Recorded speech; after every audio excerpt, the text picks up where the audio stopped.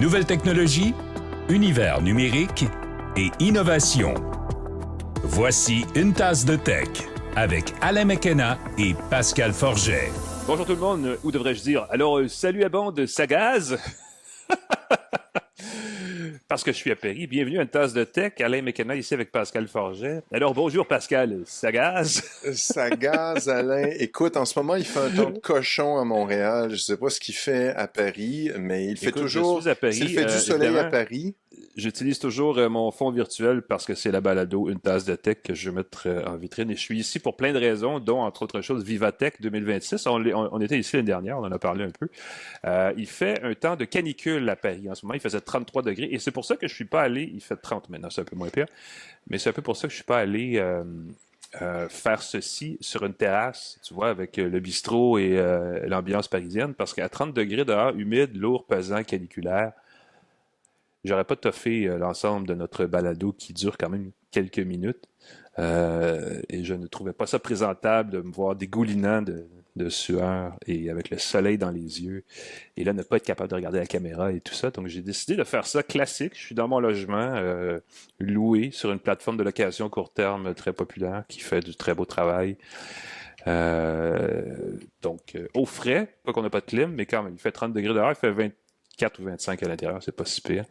Et je suis ici pour vous parler, on va en parler plus tard de Vivatech, mais on a plein d'autres belles nouvelles aussi pour vous avant ça, n'est-ce pas? Oui, parce que, écoute Alain, pendant quelques secondes, je pensais que tu étais disparu, tu avais figé, magie de la connexion Internet, c'est revenu au moment où je commençais à être désespéré. Alors les gens vont peut-être voir que mon visage était éberlué là-dessus. Est-ce qu'on a mentionné de quoi on va parler aujourd'hui, Alain? Non, on est rendu là. On peut saluer nos commanditaires, en tout cas. Parfait. TELUS et Plan Hub qu'on salue et qui permettent à des gens comme moi d'aller voyager dans des endroits comme ici, Paris, sans payer une fortune en service de télécom. Donc, merci, bonjour, félicitations, doublement. Et oui, vas-y Pascal, parle-nous de ces... Ici, lis-nous le menu de la semaine dans la balade. Le menu de la semaine, le menu du jour. Non, on dit pas, on dit menu tout court. C'est la carte. Dans cet épisode, la carte, on va parler d'intelligence artificielle qui hallucine. Surprise! On va parler d'intelligence artificielle et qui hallucine. On va parler de Google Home, de Microsoft Scout, de Vivatech 2026. On va parler de Jeff Bezos. On va parler d'une tablette Remarkable, une nouvelle tablette plus abordable, très très chouette, très sympathique, et d'une souris de PC qui va faire plaisir aux nostalgiques d'ordinateurs Lenovo. Avec la petite tétine centrale, le trackpoint d'IBM, effectivement. Exactement, qui avait ce petit trackpad dessus. On peut se procurer la souris. Ça demande un peu de... J'en parle tout à l'heure, j'en dis pas plus, mais c'est très drôle comme petit accessoire. Excellent, merci. On va lancer ça avec nos... Cette semaine, ce seront des petits cafés courts de tech, parce qu'en France, les espressos... Un truc, Pascal, qu'on oublie trop souvent de dire, c'est qu'à Paris, ils font pas des bons cafés. Parce que la plupart des cafés font des cafés avec des machines et c'est pas ça qu'on veut. J'avoue, on touche un point qui va susciter de la controverse. Alors, si vous voulez nous torpiller là-dessus, mais j'avoue que dans beaucoup de cafés, j'ai été déçu de la qualité du café. Les espressos qui goûtaient l'acide à batterie, là, c'est parce que t'es pas habitué, c'est un café fort. Non. Pas bon. Fait à la machine. Ça fait à la machine. Oui, c'est ça. C'est une machine automatique. C'est une machine comme on a dans l'appartement. Il n'y a pas de valeur à aller payer 3 € pour un café qui est non, le même. 3 € tu peux payer. Je suis allé aux 2 Magots la dernière fois. Et heureusement, le café était bon. Mais je pense qu'un chocolat chaud et un café, je m'en suis tiré pour 22 $, quelque chose comme ça. Voilà. Mais aux 2 Magots, c'est très bien, c'est très chic. Tu peux voir la place du Québec et puis c'est très très cool. Mais tu as raison que le café n'est pas partout. Donc ces petits cours café de tech vous sont présentés par InfoBref, les amis. On en parle à chaque semaine. Allez-y voir ça. InfoBref a une infolettre quotidienne, bien sûr, mais aussi une hebdomadaire sur la techno. InfoBref Pro Techno. Allez voir ça. infobref.com/UTDT. Avant de complètement halluciner. Parce qu'après qu'une fois que vous avez halluciné, ça change le monde forcément. Et peut-être serez-vous alors conscient de votre propre de votre propre nature. Peut-être seriez-vous vous-même une intelligence artificielle et vous ne le saviez pas. Est-ce que je résume bien la nouvelle, Pascal? Mais grosso modo, parce qu'il Bon, ça, le décalage frappe fort. C'est KPMG qui a fait une publication sur l'intelligence artificielle, la firme de consultants KPMG, coûteuse, prestigieuse et tout, qui a dû retirer son étude sur l'intelligence artificielle parce qu'elle contenait beaucoup d'hallucinations générées par l'intelligence artificielle. Et là, c'est gros comme move, là. Ils ont inventé, entre autres, des citations qui parlaient que la compagnie Japanese East Japan, JR East, qui utilisait l'agentique en 2019, alors que c'était même pas dans les... À l'époque, il a vraiment inventé des trucs complètement farfelus. L'étude a été retirée, mais c'est gênant. Là, on se fie à l'intelligence artificielle. C'est une grosse boîte là, internationale. Ben oui, absolument. Mais les entreprises qui mettent de l'argent là-dessus, on parlait de token maxing il y a quelques mois. Là, on est rendu à non, ça coûte cher, puis ça donne pas des bons résultats, puis un stagiaire peut faire mieux que ça pour moins cher. On est rendu dans un retour du balancier extrêmement puissant sur l'intelligence artificielle. Et encore une fois, si KPMG a pu se tromper, quelles autres entreprises ont des... Je pense aux entreprises de marketing là, qui publient 20 publications par jour, des trucs... il y a des abominations qui vont être publiées. Alors, soyez vigilants. Puis je vois l'explosion de vidéos sur YouTube avec une narration par l'intelligence artificielle, puis on vous promet que vous allez faire de l'argent avec ça, mais moi, je suis plus capable, là. J'entends des vidéos, des articles. J'ai même certains sites que je vais me désabonner parce que tu vois que leurs articles sont clairement écrits en boucle par l'intelligence artificielle. C'est très, très particulier. Vérifiez ça, l'intelligence artificielle. Et si tu me permets, je l'ai pas écrit dans les notes, mais il y a une autre nouvelle. C'est l'Estonie, je crois, qui veut donner un numéro d'identification aux intelligences artificielles. L'Estonie qui est très avancée en termes d'identité numérique. Donc, ils sont clairement une coche devant tout le monde. Là, ouais. Et là, c'est complètement fou parce que ça donnerait la permission à un agent, puis on en parlait là, d'utiliser les agents comme des employés, de dire je représente Pascal, je suis l'agent de Pascal Forget, je peux faire des transactions en son nom et je suis tel agent de Pascal Forget, parce que je pourrais avoir plusieurs agents, certains qui peuvent faire des transactions, certaines qui peuvent faire des achats, certaines qui peuvent pas. Et là, de réfléchir à ça en donnant une plaque d'immatriculation aux agents, une pièce d'identité à l'agent, on a vraiment une étape hyper intéressante, peut-être pas sur la conscience des agents qui vont devenir 100% autonomes, mais je me dis, waouh, j'avais pas pensé à ça, puis je me dis, ça fait tellement de sens que je puisse dire... Ça permet de trouver les fautifs aussi. Oui, éviter, c'est ça, quelqu'un qui se ferait passer pour moi, il y a aussi ça le problème. C'est très facile d'imiter avec ma voix, d'imiter avec mon image. Pascal Forget, il y a des centaines d'heures sur YouTube de vidéos de Pascal qui bougent. S'il y a une pièce d'identité qui permet de valider que ça vient bien de moi, ça peut éviter bien des fraudes. C'était un petit truc que je n'avais pas ajouté, puis je voulais en discuter avec toi, et c'est fait. Voilà. Voilà. Merci Pascal. On va revenir à quelque chose de plus concret, plus tangible et plus près de nous, parce qu'il y a une annonce de Google Home dans les derniers jours d'une nouvelle enceinte connectée. C'est drôle parce que c'est un marché qu'on pensait plus vraiment intéressant, mais comme Google veut vraiment qu'on adopte Gemini, ils ont lancé une nouvelle enceinte, Google Home, forcément conçue pour fonctionner avec Gemini. À la base, c'est une petite enceinte, elle n'est pas très grosse, elle fait un son à 360 degrés et elle peut être jumelée avec soit une Google TV ou le streamer, l'appareil qu'on branche dans une télé pour lui donner l'interface Google TV pour créer un cinéma maison à audio spatial, à son spatialisé. Contrairement, quoique l'assistant Google n'était pas mauvais, mais Gemini, forcément, est meilleur pour interagir avec la voix, comprend plus le langage naturel. On se rappelle tous que Alexa a été lancé en français québécois, là, en espèce de franglais, il y a quelques années, et la promesse était « Oui, il n'y a pas de problème ». Clairement, ça n'a pas fonctionné. On a lancé Alexa Plus. Là, on dit la même chose chez Google. Celle-là fonctionne très, très bien. Forcément, il faudra l'essayer parce que facile à dire. Permet de discuter avec elle de façon naturelle. Donc, ça veut dire qu'on peut faire des corrections au milieu de phrase. Ah, je me suis trompé, je voulais dire ça. De donner plusieurs instructions d'un seul coup. Ouvre la télé, mets ça tel poste, éteins la lumière, pars la machine à popcorn et comprend aussi les questions complexes avec raisonnement multi-étapes et promet de répondre à tout ceci de la meilleure des façons. J'ai hâte de voir forcément en personne. On dit que l'appareil a une mémoire à court terme, donc peut reprendre une conversation plus tard sans nécessairement qu'on lui refasse toute la conversation depuis le début. Il y a aussi des fonctions pour lesquelles il faudra s'abonner, pour lesquelles il faudra payer. Donc, les fonctions qui viennent avec Google One, je crois, qui est leur forfait, le programme d'abonnement. On peut avoir Gemini Live, donc qui est une façon de discuter avec Gemini plus sophistiquée, qui est plus générative, en fait. On peut dialoguer, avoir des conversations plus complexes. Il y a l'historique des appareils Nest. Si vous avez des caméras à la maison, vous pourrez demander « Hey, c'est quand que le livreur est passé me porter des œufs? » Et là, forcément, il va vous dire jamais, parce que qui se fait livrer des œufs? Sérieux, je vous pose la question. Et il y a aussi, il va y avoir aussi, et ça ressemble à ce que fait Amazon avec ses appareils Ring, il va y avoir des home briefs, des résumés de ce qui s'est passé à la maison dans les dernières heures, dans la dernière journée. Bref, on essaie de bricoler un appareil qui pourrait devenir de plus en plus utile.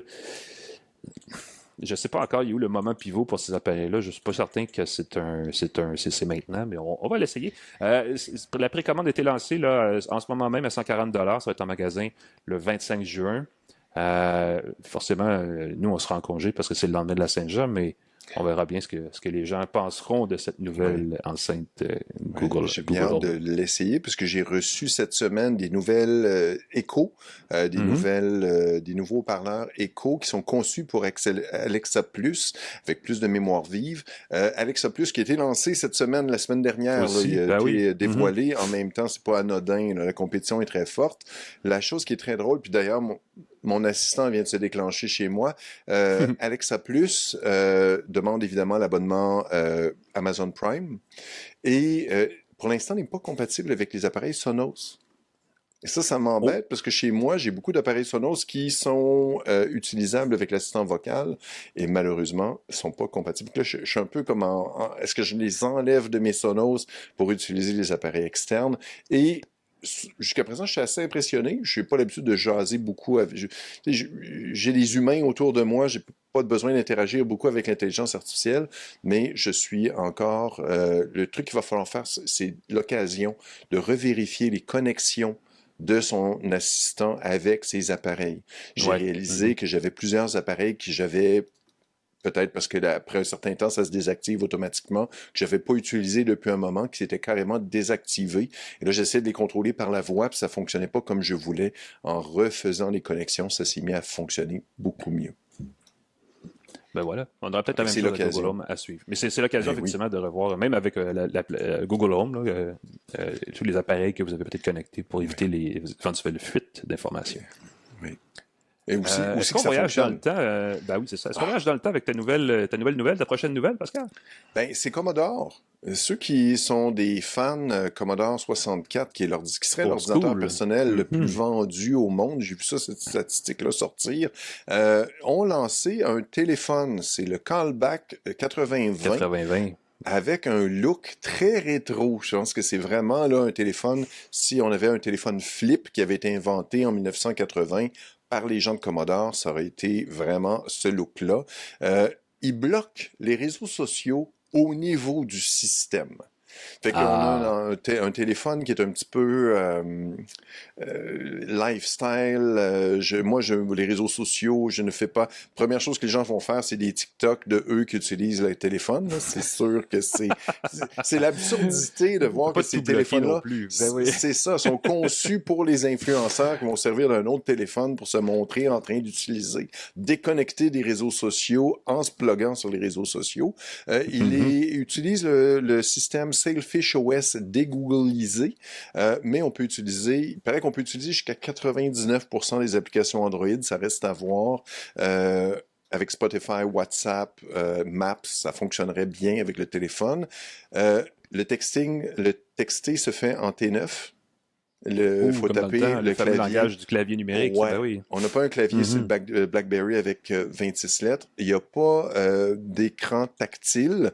On veut éviter que les gens fassent du doom scrolling. Il y a un écran de 3,25 pouces à l'intérieur et un écran mini de 1,77 pouces à l'extérieur pour les notifications. Fait que je pense que c'est pas un téléphone qui va faire je suis émerveillé, je vais regarder des vidéos TikTok là-dessus. Écoute, s'il y a 250 $, ça vaut peut-être la peine, mais combien coûtait-il, Pascal? Ah, voilà, tu mets tout de suite le doigt sur le bobo. Il est 700 $ canadiens pour le modèle de base. Il va y avoir évidemment des modèles avec des logos, machin. Et il serait prévu, et ça me fait toujours rire, Alain, quand il y a des trucs qui sont en financement social. Ah, c'est prévu à la fin de l'année. Parfait pour votre idée cadeau de Noël, Alain. Je vais t'offrir un cadeau original. Commandez ça maintenant. C'est jamais livré avant Noël. Toujours. Pour Noël, pour juillet, pour le Noël des campeurs en juillet de l'année prochaine. Juillet 2027, c'est ma prédiction, parce que le nouvel an chinois qui fait que tout arrête début de mi-janvier, février, et ça bloque complètement la production. Et là, évidemment, il va y avoir des changements en raison de la demande d'une nouvelle fonctionnalité. On a plus de budget, on veut faire un meilleur produit, c'est tout le temps retardé. Je vous le prédis. Si ça arrive avant les fêtes, tant mieux. Je suis très curieux, mais ceux qui voulaient un téléphone, il y a d'autres options qui existent déjà de téléphone minimaliste. N'hésitez pas si vous voulez quelque chose maintenant. Ou il y a toujours les bons vieux flip phones. Hein. Vous pouvez aller dans une boutique de téléphone et vous achetez un bon vieux flip phone à 100 $. Vous allez avoir un téléphone minimaliste pas cher. Mais c'est pas aussi cool. J'avoue que... Acheter un téléphone Atari en faux bois, là, comme l'Atari 2600. Oui, honnêtement, là, Atari serait venu me chercher. Commodore, j'ai pas eu la chance d'en avoir un. Mais sinon... Atari, j'achetais tout de suite. Commodore, non. Mais j'ai quand même le rêve.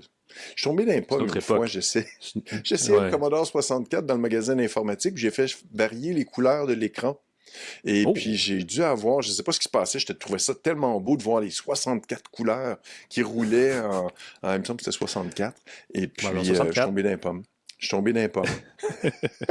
C'était trop de couleurs. J'étais trop, c'est une petite crise d'épilepsie, je sais pas si jamais revenu, mais ils m'ont sorti de la boutique d'informatique, j'étais trop captivé. C'est peut-être ça le début, c'est le début troublant de mes débuts dans l'informatique. Voilà. On va, parlant de début, on va parler d'un nouveau début. On n'en a pas vraiment parlé dans le passé parce que on a parlé des nouveautés de Microsoft Build, mais on n'a pas insisté fort sur leur nouvel agent Scout, ou Scout en bon français.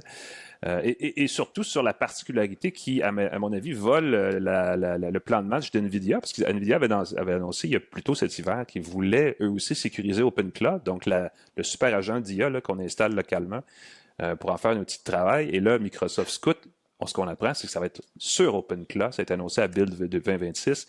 C'est un nouvel agent personnel toujours actif qui va, comment dirais-je, va être votre véritable copilote au travail. C'est vraiment comme ça qu'on le présente. Je ne sais pas si on veut effacer la marque copilote graduellement, comme on l'a fait avec Clippy à notre époque, parce que Microsoft, c'est Microsoft. Mais on s'en va dans toutes les directions. Là. On lance un paquet de nouveaux noms, nouveaux produits, et on met... mon Dieu, il est tellement effacé que j'ai l'oublié. Mais on met copilote un peu sur on sent qu'on le met sur la voie de sortie. Mais bon, on verra bien. Scout va apprendre plein de choses, les préférences utilisateurs, va gérer les agendas, va coordonner les réunions à travers les fuseaux horaires et les différents calendriers de travail personnel. On dit qu'il est profondément ancré dans Microsoft 365. On dit toujours ça des produits Microsoft. Pour mieux comprendre le contexte dans lequel vous travaillez, pour mieux vous aider à travailler plus productivement.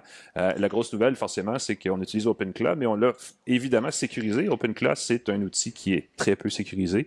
C'est pour ça que la plupart des gens qui jouent avec et qui l'utilisent pour vrai chez eux, par exemple moi, on crée une enclave, on crée une boîte dans laquelle on l'utilise qui est fermée pour ne pas avoir accès à tout le système, parce que si vous le laissez tel quel, il peut prendre possession d'à peu près tout ce qui existe sur votre ordinateur, et c'est beaucoup de choses, c'est plus de choses que vous pensez. Donc, on a sécurisé, on a créé une espèce d'outil sécurisé, là, on a même trouvé un nom, mais là, je l'ai oublié, qui permet justement d'offrir la puissance de ces agents-là très autonomes, parce qu'OpenCloud, c'est vraiment une belle machine, et on évite quand même les risques de sécurité. C'est ce qu'on promet chez Microsoft. C'est présentement en préversion privée sur le programme Frontier pour les utilisateurs très poussés, et ça va être étonnamment sur Windows 11, bien sûr, mais sur macOS aussi, qui est quand même assez intéressant comme concept. Mais le truc, c'est que la plupart des gens qui utilisent OpenCloud l'ont installé sur un Mac, je pense. Je pense que Mac Mini, Mac Ultra était très populaire il y a quelques mois. C'était l'appareil assez puissant, voilà.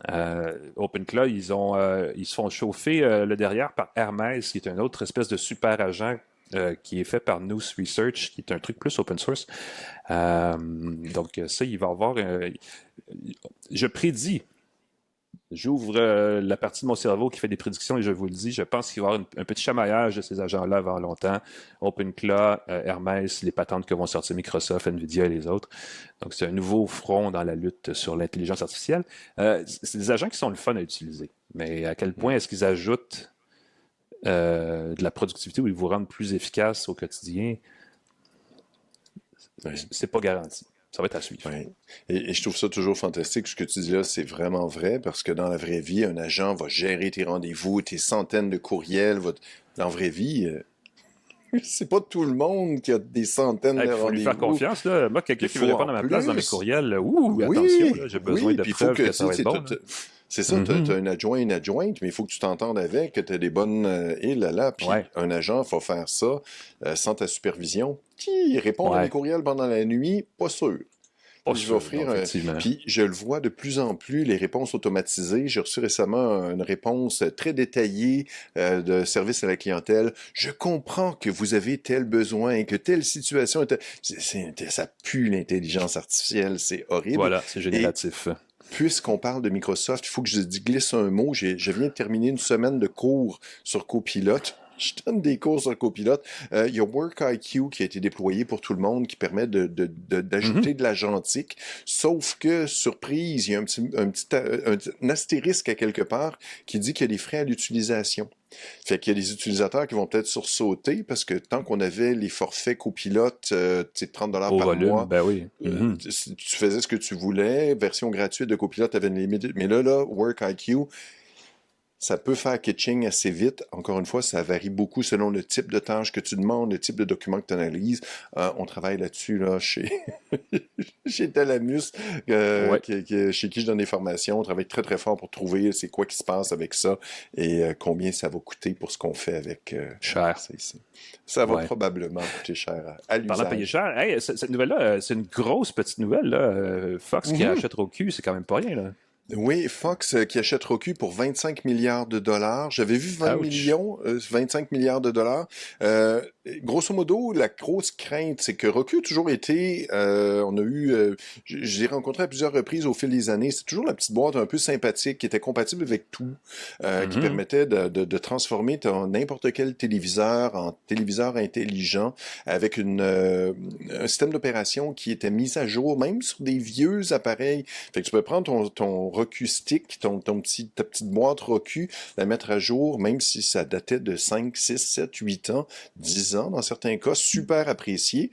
Ils sont achetés par Fox. Fox qui est une chaîne conservatrice américaine, je sais pas comment le décrire politically correctement, mais c'est une chaîne qui a un petit penchant Trump, un petit penchant un peu...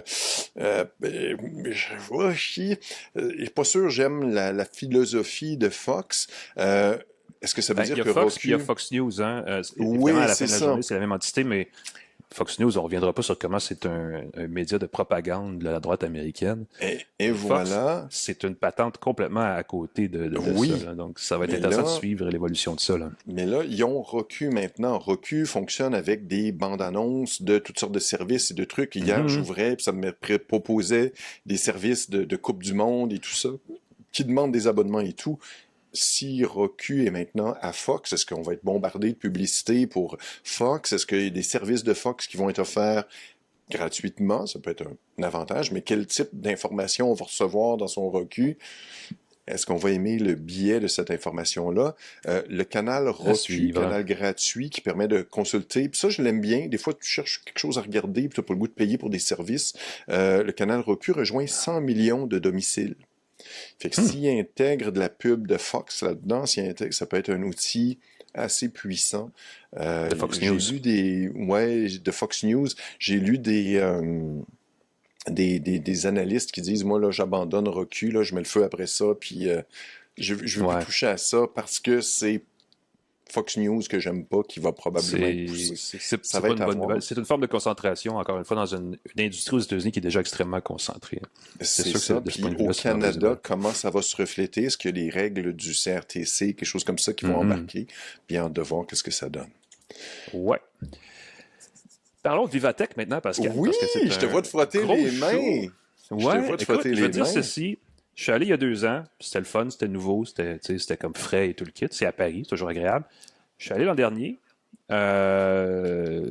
je me suis dit, j'y retournerai pas parce que il n'y a pas cette valeur ajoutée qui fait que je reviens avec plein de bonnes informations juteuses, fraîches, riches. Et là, je suis revenu à Paris cette semaine pour un reportage pour la presse et dans lequel Vivatech cadre, là, donc on va y aller aussi, mais marginalement basé sur le sujet. Et on a déménagé. On est maintenant sur 3 étages dans un plus petit building. Il y a vraiment beaucoup de monde, donc c'est vraiment populeux. Et on veut en faire un CES européen. On veut en faire une grosse plateforme internationale. On veut, tu sais, comme un peu le CES aux États-Unis qui est nord-américain et peut-être le Computex qui est taïwanais, qui est en Asie. Et on pousse sur l'intelligence artificielle pour y aller. Il n'y a pas grand-chose d'autre à part l'intelligence artificielle. Ça, c'est un gros reproche qu'on peut faire. Parce que, évidemment, ça se décline de plein de façons. Mais c'est pas un salon d'objets, c'est pas un salon de grand public, c'est pas un salon de solutions, d'économie circulaire. Il y a comme plein d'éléments qu'on pourrait intégrer à ça pour en faire une conférence vraiment sur l'innovation au sens plus large, je veux dire ça comme ça. Mais là, on pousse bien fort sur l'intelligence artificielle. Il y a beaucoup de choses. Il y a beaucoup de choses. Je vais vous faire un résumé, puis après ça, on va vous parler de Jeff Bezos parce que ça se termine là-dessus un peu en phew. Il y a 2 ans, le pays à l'honneur, c'était le Canada. Donc, on est allé parce que le Canada était là. Il fallait présenter les entreprises canadiennes. Cette année, le pays à l'honneur, c'est l'Inde. Ils ont une énorme présence sur place. L'Inde, c'est une... Est-ce que l'Inde est un hub techno mondial? Je pense que c'est extrêmement débattable comme position. Évidemment, ils ont un programme spatial, ils veulent faire plein de choses, ils investissent, mais c'est pas la même chose. C'est clairement pas une économie avancée comme l'Allemagne peut l'être, là. Mais quand même, ou la France, ou le Canada, ou les États-Unis, bref, vous voyez ce que je veux dire.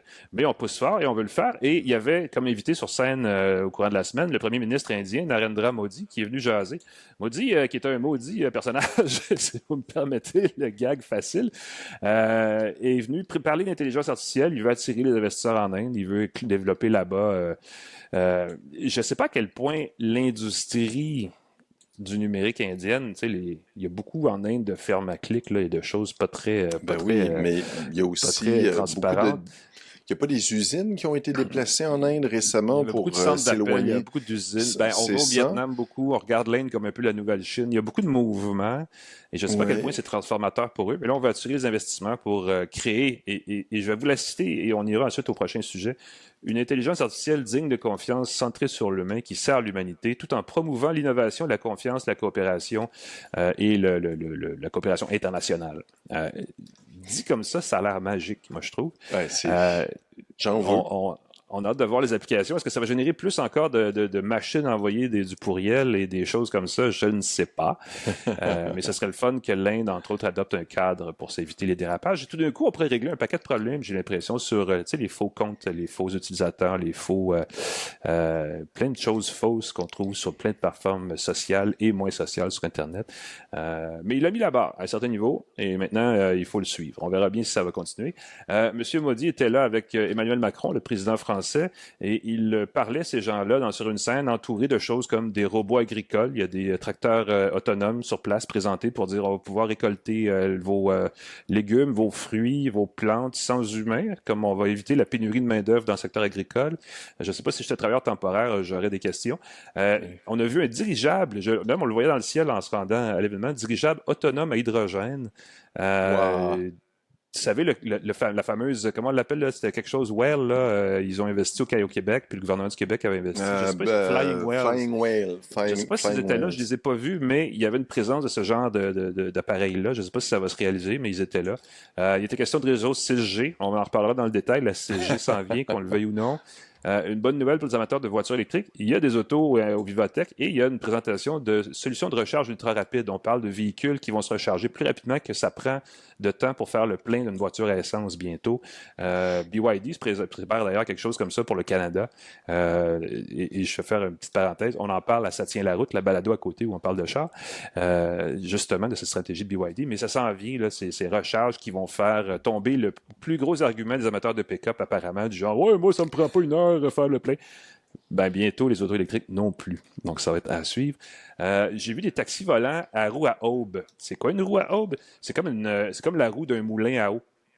C'est une roue qui a deux côtés et il y a des planchettes, là, des volets des aubes, qui sont animés par l'eau. Et là, ce qu'on a vu faire, c'est un taxi volant qui a 4 roues, qui sont essentiellement des petites roues, plus petites forcément qu'une roue de moulin, mais qui peuvent, en tournant très très vite, soulever le véhicule.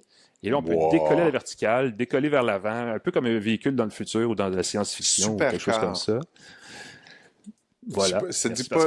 C'est Supercar. Non, les plus jeunes, regardez ça sur Internet, c'était les avant les Sentinelles de l'air. Il y avait Supercar. En tout cas, on a présenté ça. Ça, c'est nouveau. Je trouve ça intéressant.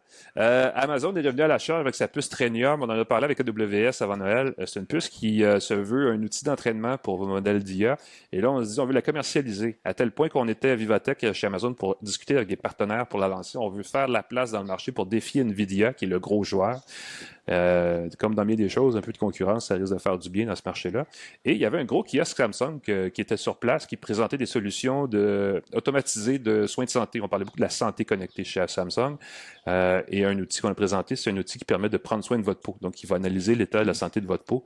Il fait tellement soleil ici que beaucoup de gens ont dû attraper des coups de soleil durant Vivatech et eux auraient probablement besoin de cette solution-là pour éviter de dégénérer, que ça dégénère en fait au niveau de leur état de santé. Et je veux vous parler en finale de Monsieur Bezos, Jeff Bezos, le 2e ou le 3e homme le plus riche sur Terre ces jours-ci. C'est sûr qu'Elon Musk, avec son 1000 milliards, il est rendu dans une autre planète au sens littéral. Mais Jeff Bezos, c'est quand même de mémoire autour des 200 milliards, ce qui est pas mal de change d'argent de poche, je trouve. Et là, il est venu présenter, c'était la vedette de Vivatech cette année. Il y a eu Elon Musk il y a 2 ans d'ailleurs. Mais cette année, Bezos est venu dire comment on va sauver la planète, comment lui veut sauver la planète. À 200 milliards dans tes poches, tu peux sauver la planète en donnant de l'argent à tout le monde pour qu'ils mangent à leur faim. Ouais. Mais c'est pas ça. Tu peux contribuer à ces problèmes-là. En tout cas, tu peux solutionner la planète, tu peux faire plein de trucs. Lui, ce que Jeff Bezos soutient, c'est que tout est mieux aujourd'hui qu'il y a 500 ans, sauf une chose, la nature. Oui, ce qui n'est pas la moindre des choses. Ce qui est quand même assez gros comme morceau, on s'entend, tu as bien raison. Mais il dit, écoute, ce qui va s'en venir, selon Jeff Bezos bien sûr, c'est qu'on va rendre le voyage spatial de plus en plus abordable, à tel point qu'on va envoyer complètement on va envoyer des machines faire de l'extraction minière sur des astéroïdes et sur des objets dans l'espace qui sont près de la Terre et de la Lune. On va traiter ça sur la Lune, on va ramener ça chez nous, ça va être propre, ça va être beau, ça va être parfait. Et on va rendre la Terre à son état de santé pré-industrielle. On va en faire la planète jardin dont on a toujours rêvé. Est-ce que c'est pas magique, ça?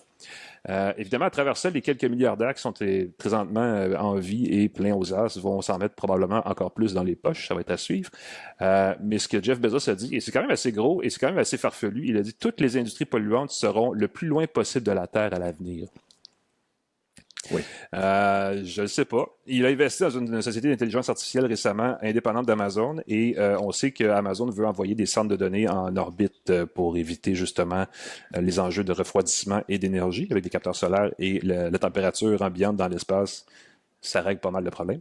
Je ne sais pas si c'est vers ça qu'on s'en va d'abord pour ensuite la suite, mais clairement, on a de l'ambition du côté de M. Bezos. Il n'a pas été dit qu'il allait mettre le 3/4 de sa fortune sur la table pour que ça se concrétise, par contre. Fait que ça, je ne sais pas à quel point, dans ce temps-là, on peut croire ce qu'une personne comme M. Bezos peut dire, mais on va l'inviter à une tasse de tech.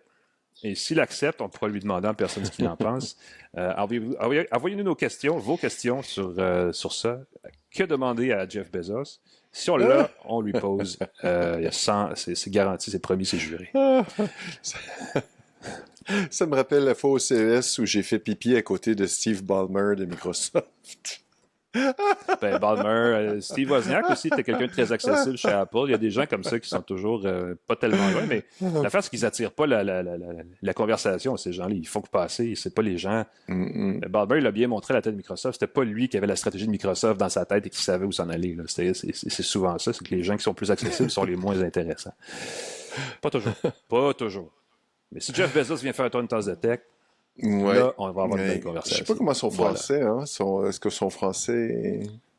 Est-ce que Jeff Bezos, ce serait quoi en français? Jean-François Bezos? Non, on peut pas franciser son nom. Bezos. Non, mais juste... des fois, il y a des gens, on s'en rend pas compte, je pense, des gens un peu intelligents et tout, souvent ils maîtrisent 2-3 langues, en tout cas, on espère. Zuckerberg parle chinois. Il a décidé de faire ça, ses temps perdus. Ben oui. Ils ont pris le chinois, c'est comme un petit passe-temps comme ça. Je peux pas croire qu'il n'y a pas quelqu'un qui est dans la sphère techno. Écoute, je suis prêt à dire ça. Baragouine le français. Je suis pas mal certain que Jeff Bezos parle mieux français que Nick Suzuki. Rien contre Nick Suzuki. Ça, c'est un joueur de hockey, je pense. Pourrait faire un effort, c'est sûr. C'est pas un coureur automobile. C'est une critique tellement facile à faire que je peux la faire, même dans un contexte qui n'a absolument rien à voir avec le sport. Et je viens de la faire. Donc, bravo pour moi. Bravo, Pascal, d'avoir soutenu, d'avoir placé le contexte pour que je puisse faire ce gag-là. Et sur ce, mesdames, messieurs, c'est la fin de nos petits cafés courts de tech. On va prendre une courte pause. On va revenir pour finir l'émission avec nos gadgets de la semaine, qui sont, ma foi, très intéressants. Restez avec nous à Une Tasse de Tech. De retour à Une Tasse de Tech avec Alain McKenna et Pascal Forget. Bienvenue à Une Tasse de Tech. C'est le moment où Pascal va nous parler de sa drôle de patente. C'est le Ploopy Bean, un petit accessoire qui est assez amusant parce que c'est un pointeur, une souris de type TrackPoint. Fait que ce que je montre, ceux qui nous regardent sur YouTube, c'est comme les laptops IBM, comme les ordinateurs qui avaient une petite tétine au centre qui permettait avec son doigt, sans quitter les claviers, on pouvait taper et on pouvait avec la bout de son doigt, avec des manipulations assez fines et précises, contrôler la souris, le curseur à l'ordinateur facilement. Le Ploopy, c'est comme une réinvention du TrackPoint et c'est très drôle. C'est une compagnie qui s'appelle Ploopy, qui est ploopy.co, qui est fondée par deux gars, Phil et Colin. Évidemment, j'ai tout de suite pensé à Genesis, ici, ou d'un batteur bien connu. C'est basé au Canada et c'est une entreprise qui vise des produits 100% open source. Fait que la petit Ploopy coûte 70$, mais on peut tout le refaire avec des pièces, tous les schémas, tous les logiciels, tout est open source. On peut le réparer, le modifier, le personnaliser comme on le désire. Les pièces de rechange. On pourrait imprimer les pièces de rechange qu'on veut. Derrière, il y a des belles vis. Oui, parce que la tétine, écoute, ce que je comprends, c'est qu'il y a un dispositif, il y a plusieurs millimètres de jeu. Elle est très, très, très précise. Elle permet de détecter les mouvements aussi petits que 3 microns. Si je ne me trompe pas, c'est 3 millièmes de millimètre. C'est vraiment pas beaucoup. Très, très, très sensible. D'ailleurs, ça demande une adaptation. Oui, parce que si on est habitué à se promener avec sa souris mal calibrée, pour moi, une souris, un trackball, c'est un outil de précision qui est vraiment là, que j'ajuste avec je pense qu'un pilote de Formule 1, il serait peut-être moins, ajusterait moins sa souris que moi. La fréquence de captation est jusqu'à 1000 Hertz, donc 1000 fois par seconde, on détecte les mouvements de votre doigt. J'ai trouvé ça très cool. Le côté d'avoir son petit Ploopy sur le côté, très léger, très compact. J'aurais aimé qu'il y ait un petit étui pour protéger la petite tétine, juste pour le transport, le mettre dans mon sac. Ça prend pas de place. Mais c'est fixe. Encore une fois, c'est pas le Ploopy qu'on déplace, c'est vraiment notre doigt. Bluetooth, ou comment on connecte ça? C'est filaire, filaire, donc on le branche avec un fil. Délai, pas de lag, là, pas de latence. Non, c'est hyper rapide, hyper précis au point que j'ai dû, encore une fois, jouer dans mes réglages parce qu'au départ, c'était trop précis. Et il y a aussi un phénomène qui est inhérent, je pense, à ces trackpoints-là, c'est qu'il y a un certain le drift, la dérive intempestive de son curseur. C'est tellement précis que tu déplaces, tu lâches et ça continue de se déplacer un petit peu. Fait que là, il va falloir ajuster la sensibilité pour que ce soit à notre niveau de précision, mais avec un peu d'habitude, c'est un petit gadget très, très chouette. C'est une belle entreprise. Je sais jetez un coup d'œil sur ce qu'ils font. Ils font aussi d'autres types de souris, Ploopy, puis c'est canadien. Fait qu'on peut pas blâmer ça. C'est canadien, c'est deux gars basés au Canada, 100% open source, des beaux accessoires, des beaux petits gadgets, et le Ploopy Bean qui permet de naviguer comme avec un trackpoint des laptops Lenovo ou les laptops IBM. C'est $140 ou ça a du bon sens? Non, 70. 70, c'est pas si cher. Beau petit gadget. Pour les gens qui veulent se gâter. Et vous pouvez le bidouiller. Ça sonne comme un cadeau de fête des pères. Oui, les anciens ceux qui travaillaient pendant des années avec le trackpoint ou qui s'ennuient. Parce que le papier tactile, c'est bien, mais le trackpoint, c'est hyper précis. C'est avec différent. le bout du doigt. Exact. C'était quelque chose sur les ThinkPad à l'époque. Merci Pascal. J'ai eu la chance de recevoir de mon côté un gadget qui va un peu ailleurs. Là. C'est Moi aussi. C'est une tablette e-ink qui s'appelle la Paper Pure de Remarkable, qui est une compagnie norvégienne, si jamais vous le demandez. La Paper Pure, en fait, succède, pour le dire comme ça, à la Pro, qui était une version autrement plus coûteuse et plus sophistiquée de la tablette. Et là, Remarkable s'est aperçu que les gens n'aimaient pas la Pro parce que c'était trop de patentes et de gadgets et de bébelles. Bien des gens qui veulent ce genre d'appareil-là, ça coûtait cher aussi, recherchent surtout une expérience simple et assez direct là, de l'utilisation. Et ce qu'on a fait, donc, on a présenté un appareil épuré. Donc, c'est le nom, vous voyez, vient de là. Il y a une tablette e-ink, bien sûr, exclut délibérément les applications tierces, navigateur web. Il n'y a pas de notification, il n'y a personne pour vous déranger là-dessus. Il n'y a rien à faire à part écrire, prendre des notes, peut-être lire. C'est pas une très bonne liseuse. Si vous vous dites, je vais lire 80% du temps et ensuite je vais prendre des notes 20% de temps en temps, j'inverserais ça comme habitude avec ce genre d'appareil-là. Il y a des meilleures liseuses pour strictement lire des livres, à mon très humble avis. Mais on peut quand même, aussi. Sur l'écran... Oui, ben c'est ça. Surtout vu le prix, effectivement. Mais on peut quand même avoir dessus des fichiers EPUB, des fichiers de lecture, on peut avoir des PDF, on peut avoir plein de genres de documents. Texte, qu'on peut facilement annoter. Détail pas niaiseux et pas anodin, il y a un stylet dans la boîte quand on achète la tablette, donc c'est un prix, elle est 150 $, on va le dire tout de suite, et à ce prix-là, tu dis, c'est cher, mais ça vient qu'un stylet qui souvent est vendu à part sur d'autres produits qui va coûter 125 $, donc vous allez payer 300, 400 $ pour une tablette, et là, vous allez payer un autre 150 pour le stylet, et ça revient finalement au même prix. Donc là, dans ce cas-ci, on ne se casse pas la tête, tout est dans la boîte.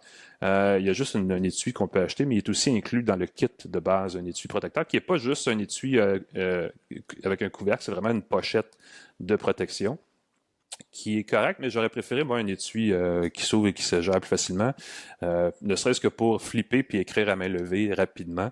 Mais en tout cas, chez Remarkable, on fait beaucoup d'intelligence d'affaires. On regarde beaucoup ce que les gens font et j'imagine que l'utilisation typique est plus comme ils l'ont présenté sur cet appareil-là, mais les usages devraient varier, puis dans ce cas-ci, probablement qu'il va y avoir un étui qui va exister plus tard qui va faire la job.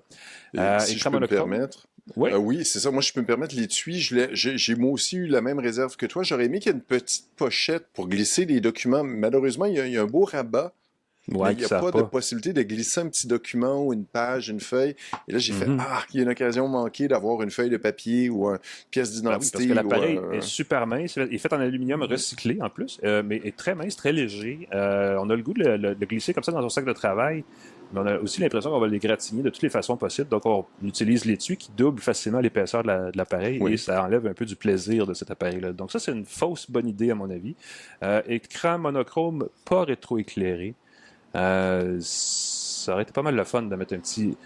Puis ça prend pas grand-chose pour mettre un rétroéclairage. Sans doute que ça rendait l'appareil un peu plus épais. Et là, on a voulu y aller vers ça.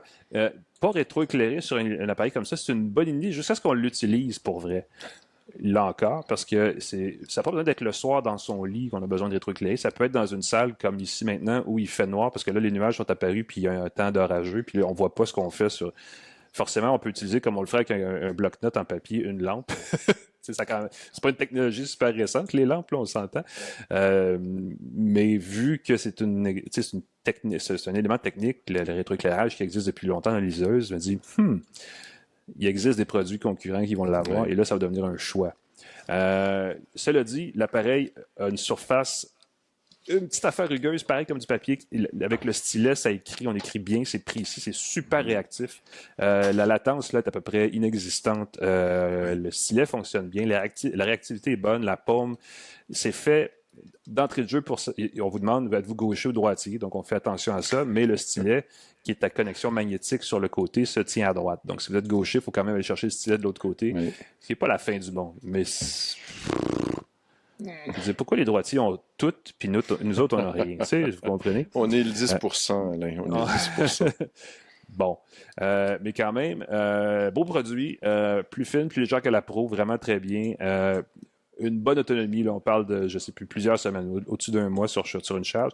Facilement, parce qu'il n'y a rien à faire à part juste écrire dessus. Donc, quand elle ne sert pas, l'écran n'est pas actif de la même façon qu'un écran LCL ou même OLED.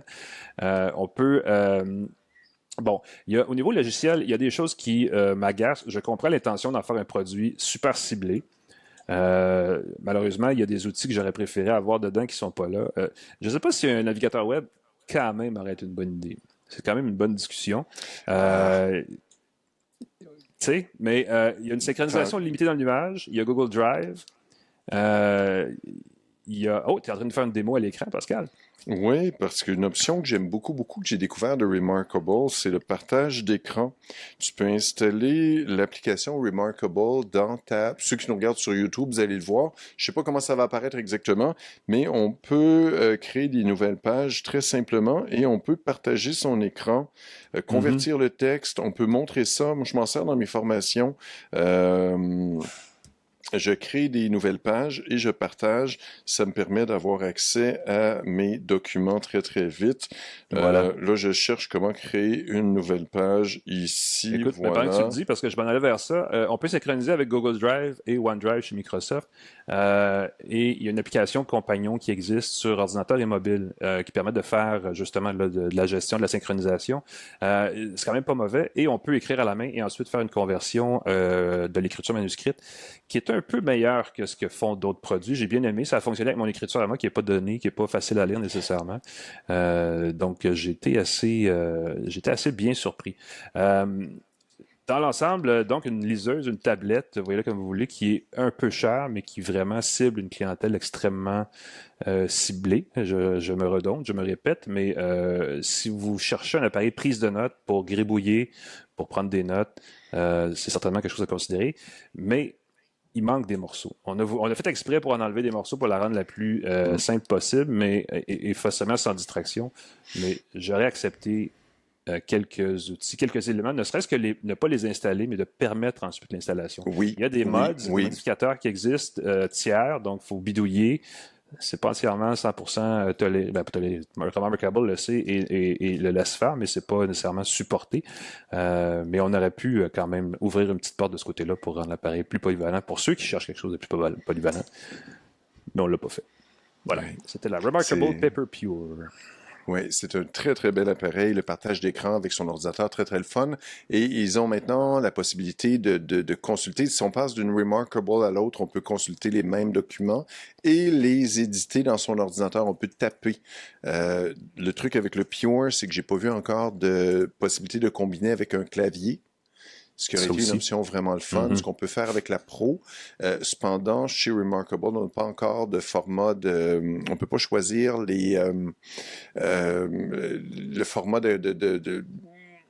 la disposition des touches canadiennes françaises pour taper les accents de la façon dont on est habitué avec différents types de claviers, clavier nord-américain, clavier CSA, clavier français, canadien, international.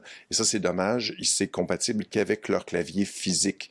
Et je me dis, mais quelle limite complètement absurde. Ben oui, voilà. On vend 5 claviers physiques pour 5 langues et c'est les seuls qu'on supporte. Il faut se poser la question parce que c'est peut-être aussi la tablette de la dernière chance chez Remarkable parce qu'on sent que la situation financière n'est peut-être pas aussi reluisante vu l'actualité de la marque des dernières semaines.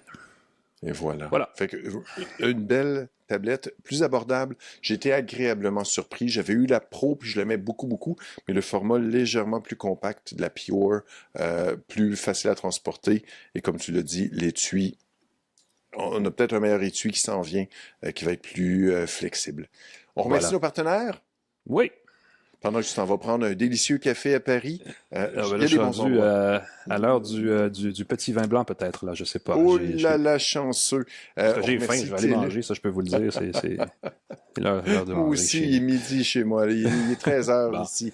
Allons manger. Remercions TELUS et Plan Hub. Ben oui, excuse-moi, Pascal. TELUS, Cogeco Média pour la mise en onde, la diffusion du podcast partout dans votre application préférée. Abonnez-vous, commentez, likez. PascalForgette.com pour me lire. Alain McKenna, on peut te lire dans la presse. Et on peut aussi t'écouter sur la balado Ça tient la route, où tu parles de voiture. Tu parles de voiture, vroom vroom, effectivement. Et on achève, là, la saison se termine. Il reste 1 ou 2 épisodes. Allez voir ça, abonnez-vous. Abonnez-vous aux 2, une tasse de tech, surtout.